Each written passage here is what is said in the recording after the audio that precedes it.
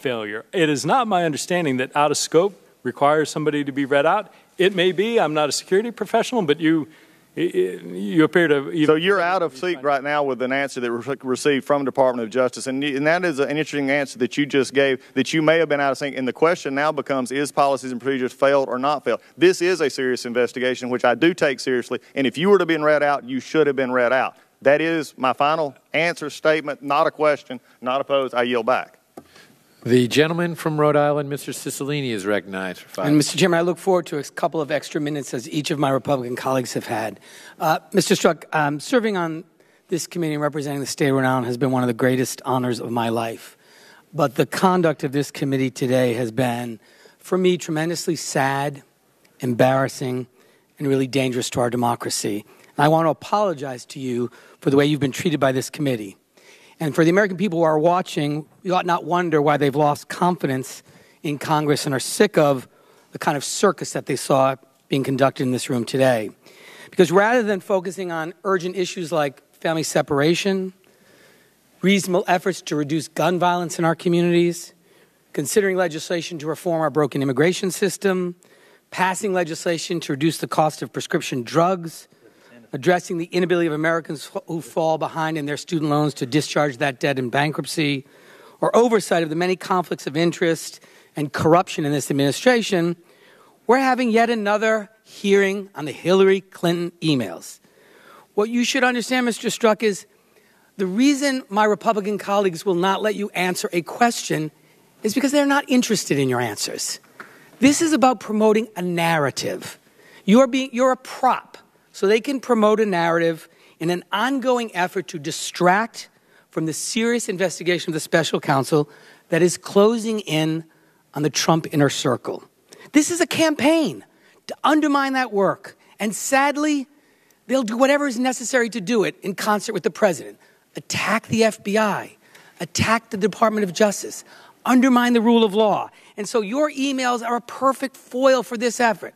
They're not interested in hearing your context and your explanation because it's not about you. It's about protecting the president. My colleagues have acted more like they're on the defense team for Donald Trump than exercising their very serious oversight responsibilities as members of these two committees.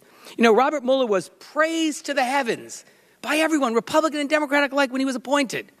Now he's a villain. What's the only thing that's changed?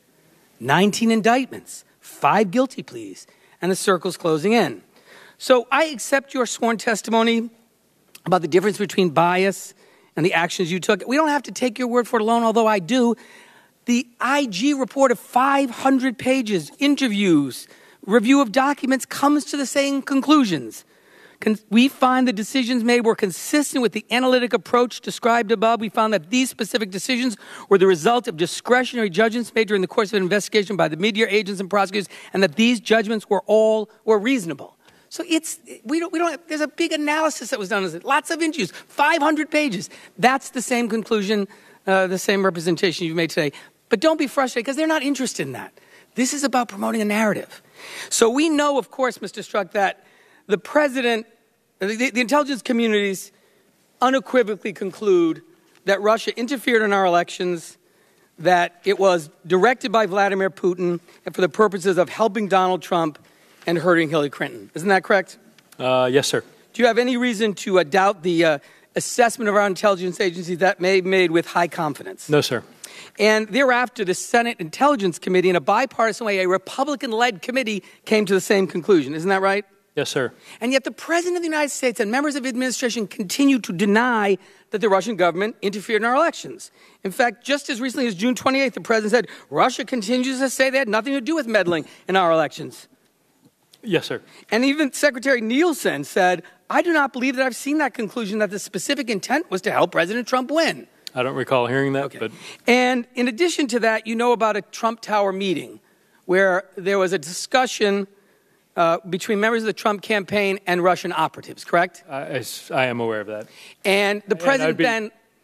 Sir, I would not characterize it one way or the other as Russian operatives or not, but I'm aware of them. Okay. And in that meeting, there was a discussion about some dirt that the Russians had on Hillary Clinton, correct? Media reporting has indicated that. And the president then issued a statement in which he lied about that meeting and said it was about an adoption discussion. correct? Those statements have been made. Again, I'm relying on what's been reported in the media, not FBI or special counsel. So would you tell me, Mr. Strzok, in the time that I have remaining, what should we conclude, or what raises eyebrows for you about members of a presidential campaign meeting with a foreign adversary of the United States to talk about dirt about their opponent and then lying about the nature of that meeting? Why should that concern the American people? Well, sir, I don't want to comment on any specific fact pattern or anything that relates to an ongoing investigation. So I hesitate, and I don't want to do that in this context. Okay.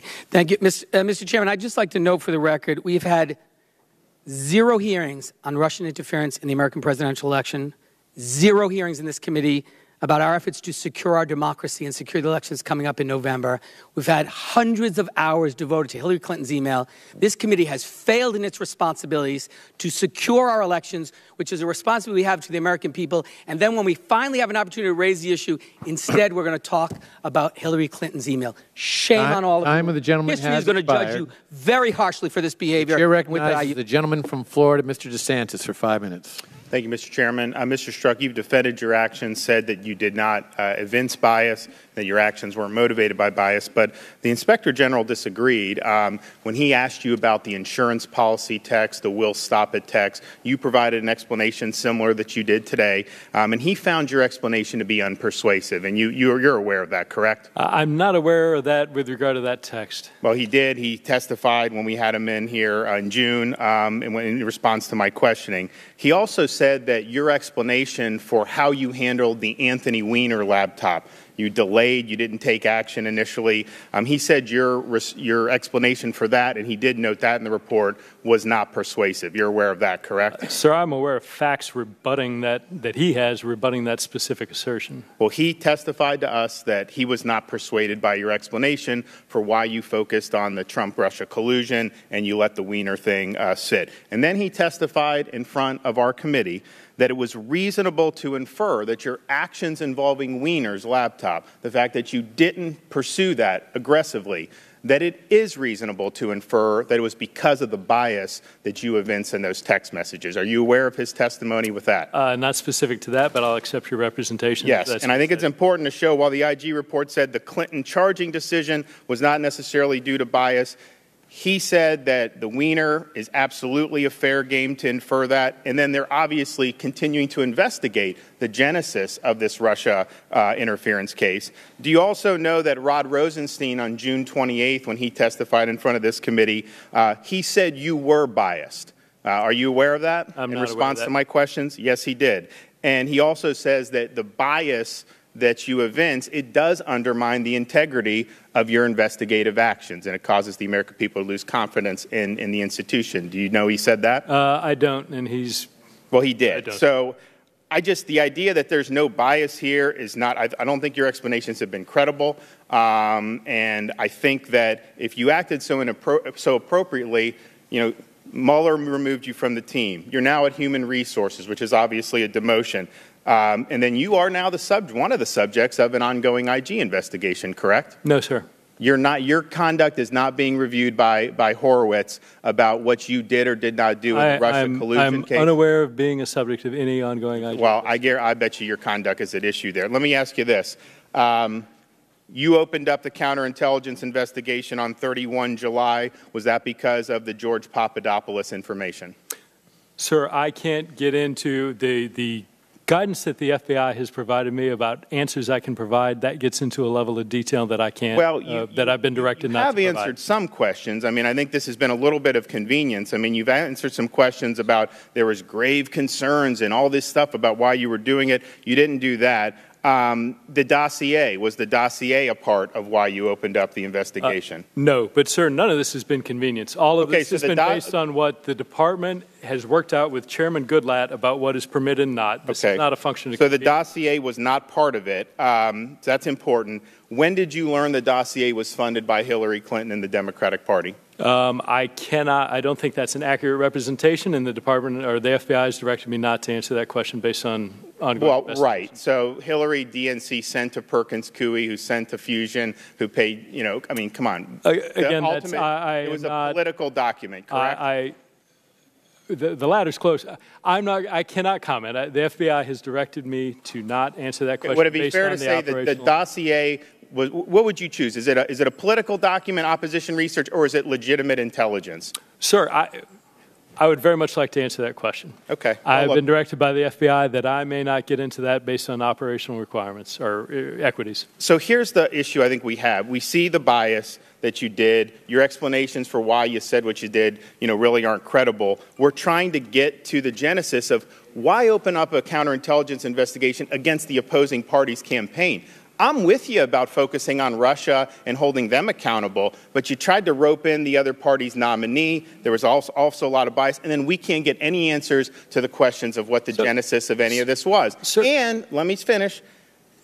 May 18th, Chairman Gowdy mentioned, you say, look, my concern's that there's no big there. So this had been going on for at least 10 months. I think it was going on before July 31st. And there you are, Mueller's appointed, and you can't even identify any reason to suspect that there was collusion between Trump's campaign and Russia. There was no big there after 10 months. So that's the concern, is that somebody like you who said we'll stop him, who said we needed insurance policy, that you let that bias, you wanted there to be something there. You wanted it to be true, and that, I think, influence your actions. You can prove us wrong by providing us the information. I'd like the information on any type of informants pre-July 31st. I'd like the information on what you used to open up the counterintelligence investigation. I want to know whether that was any foreign intelligence involved or whether it was funneled through the State Department. These are all questions that if we just put those out and answer them, then a lot of us would be able to then make I think, American people can make a judgment. I'm going over my time. I yield back. Mr. Chairman. Time of the gentleman has expired. Briefly. Sir, two things. You asked why I couldn't explain why a case would be open. I don't think that's accurate. If you look at Director Comey's statement when the Department of Justice had authorized him to say that the FBI had opened a case into allegations that the government of Russia had made an offer of assistance in the potential involvement of members of the Trump campaign, I cannot envision a scenario where that would not be a reasonable predication to open an investigation. Well, if it's Papadopoulos, that's not quite what they had. I mean, you didn't quite get there. I know Comey may have said that, but you didn't quite get there. So if it's Papadopoulos, that's weak. I think the characterization was that it was a credible source of information, stands on its own. I don't think anybody in this committee would argue that, one, it wasn't appropriate to open that, and two, that it wasn't absolutely fully predicated. We have questions about whether it was appropriate because we don't know the underlying information. And we read in the New York Times from leaks that it was because Papadopoulos said at a bar. The time of the gentleman has expired. I'm trying to respond. Regular order. Regular order. The chair recognizes the gentleman. Mr. Chairman, there's a second element of a question the gentleman.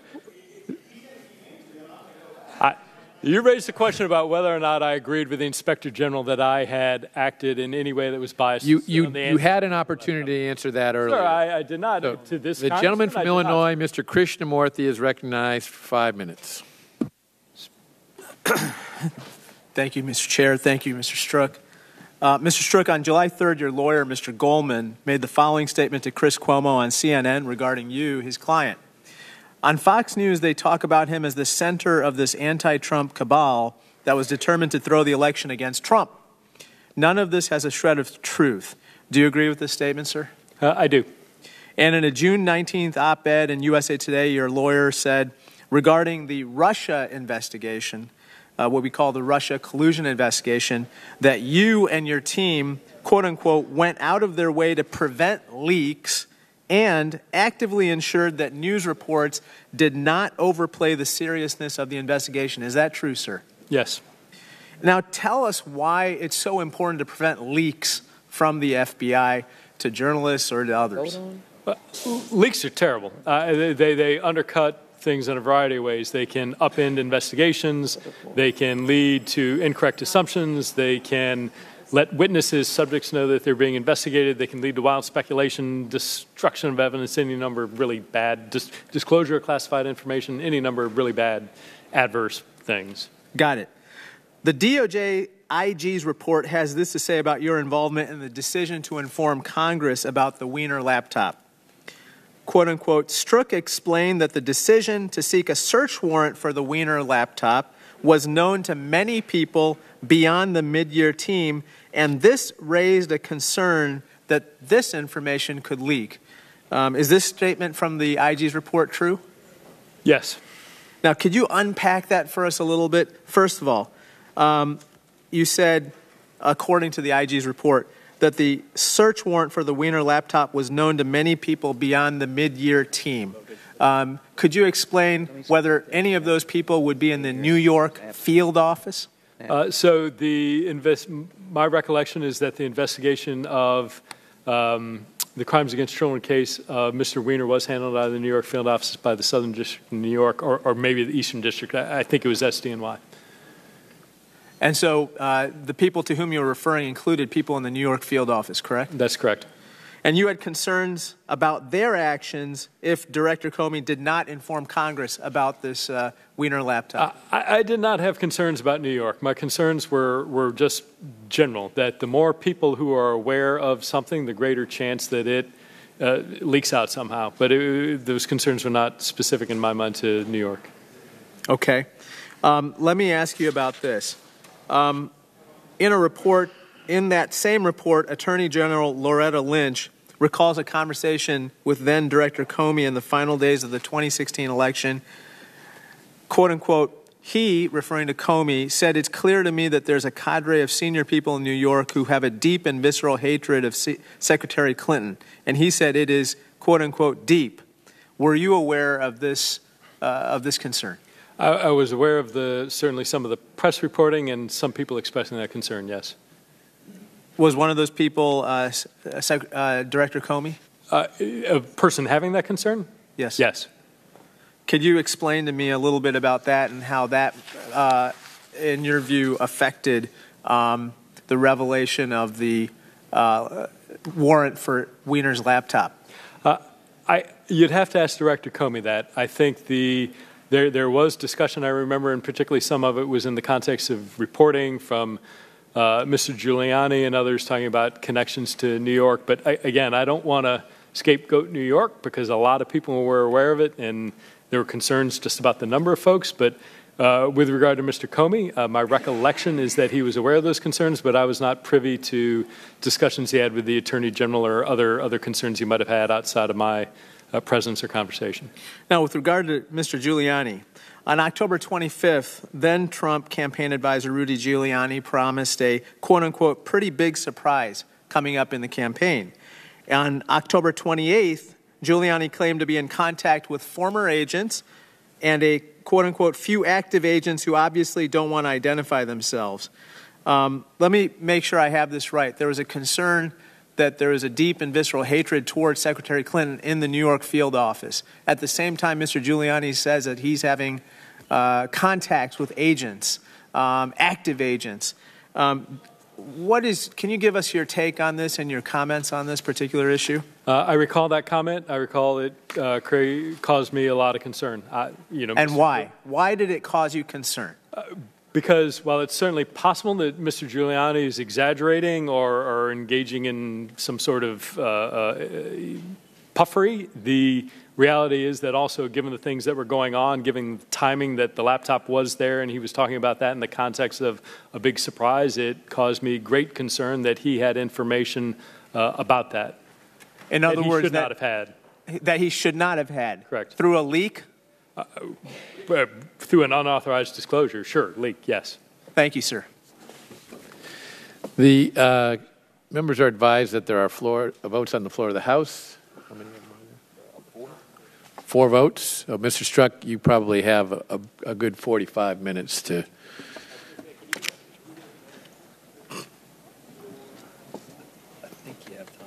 All right. Members are advised that this will be the last one, so if you want to head to the floor for votes. But the chair recognizes the gentleman from Kentucky, Mr. Massey. Mr. Chairman, I yield my 5 minutes to the gentleman from Ohio, Mr. Jordan.